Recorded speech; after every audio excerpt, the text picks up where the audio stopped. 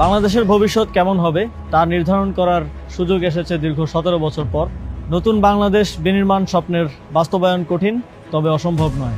যুগ যুগ ধরে চলে আসা বিভাজনের রাজনীতি নয়, প্রতিটি নাগরিকের জন্য জনকল্যাণমুখী রাষ্ট্র প্রতিষ্ঠা, নতুন সামাজিক, রাজনৈতিক ও জিওপলিটিক্যাল বন্দোবস্তের বাস্তবায়ন জরুরি।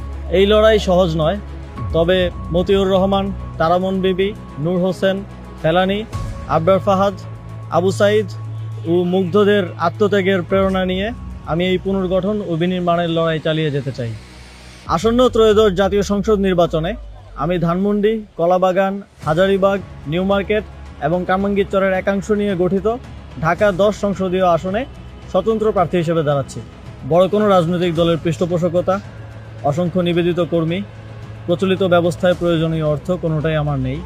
আপনাদের সহযোগিতা, সমর্থনই আমার একমাত্র অবলম্বন এবং আমার দায়বদ্ধতাও থাকবে শুধুমাত্র আপনাদের প্রতি। আমি শুধু সংসদ সদস্য পদপ্রার্থী নই, গণভোটেরও প্রার্থী। এতগুলো প্রাণের বিনিময়ে দেশ সংস্কারের যে সুযোগ এসেছে তা বাস্তবায়নে গণভোটে হ্যাঁ ভোট দিন।